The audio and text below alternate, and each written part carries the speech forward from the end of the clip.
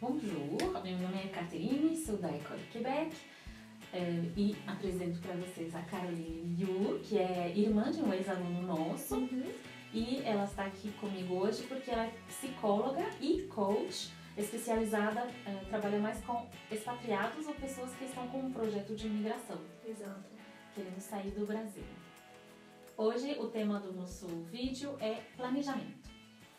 Exato. No vídeo anterior a gente comentou um pouco sobre a ansiedade.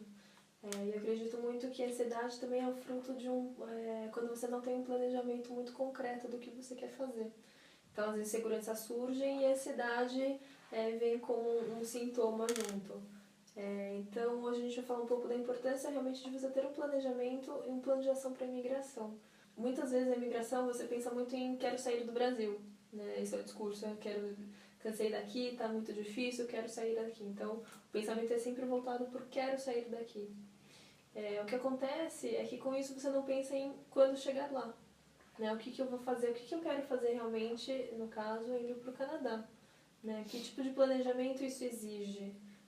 Além do estudo de línguas, além de uma questão de trabalho, tem as questões administrativas também, tem uma questão de vínculos, como é que eu quero manter e criar novas amizades, porque querendo ou não, o imigrante precisa de novos vínculos, né? Chegando num novo lugar para se estabelecer, para se sentir mais incluído e pertencente ao grupo. Isso faz muito bem para a saúde emocional do imigrante.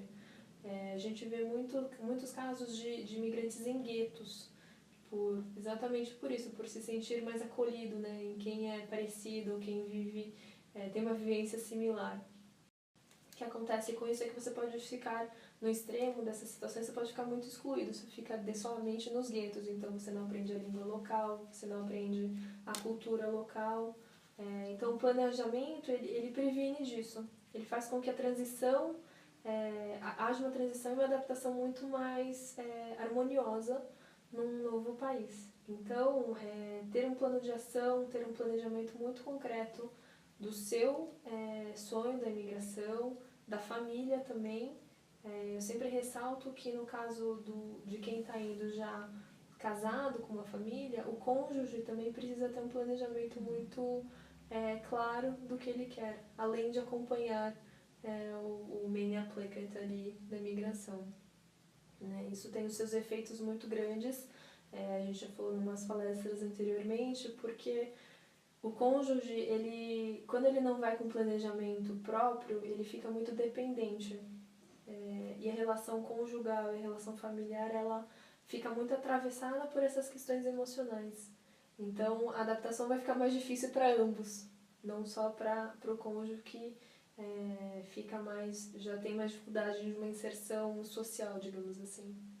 Então, o planejamento nessa etapa, ainda no Brasil, é muito importante. Muitas vezes as pessoas fazem planejamento quando chegam lá, uma vez que entendem qual a realidade. O que eu digo é que um planejamento antecipado faz com que você entenda quais são onde estão os seus gargalos, onde estão as suas fraquezas que você precisa melhorar. Dentro do planejamento você já consegue identificar talvez que você precise melhorar o seu idioma, uma língua, você já possa entender no processo de autoconhecimento de que você tem dificuldades em criar novas relações sociais. Então, você sabendo disso antecipadamente, você precisa fazer um planejamento e uma programação chegando lá vai ser mais difícil, o que eu vou fazer?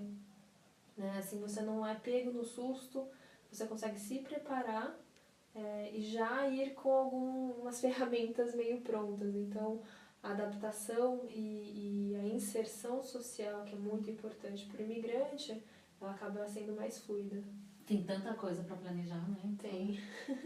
Já diminuir o estresse, tendo um bom planejamento. Exato. Isso não quer dizer que não vai ter o estresse chegando lá.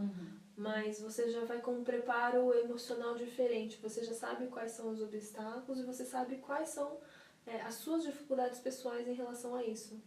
Então, se eu já sei que eu tenho uma dificuldade com o idioma, eu vou ter que fazer um preparo aqui, eu vou fazer um reforço lá, mas eu sei que isso não vai ser um impedimento, isso não vai ser um estresse a mais do que o já esperado. Uhum. E tem cada vez mais canais de YouTube, blogs que falam sobre a experiência pessoal de cada um na imigração, né?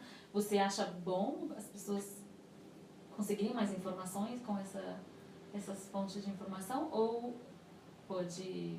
Porque cada um é cada um, Cada né? um é cada um. Acho que é importante, antes de sair buscando essas informações externas, entender um pouquinho também o seu próprio perfil. Né? Pessoas que são muito ansiosas, ao lerem ou ouvirem um blog, um youtuber que está falando sobre ansiedade, talvez tenha um espelhamento muito maior e aumente ainda mais a ansiedade.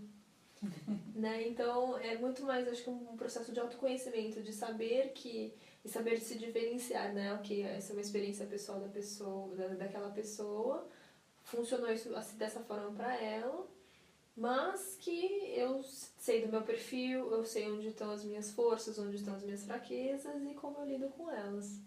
Então, o processo de autoconhecimento, de saber identificar, é muito importante também. Acho essas fontes são importantes de referências, mas desde que você também saiba quais são as suas próprias referências.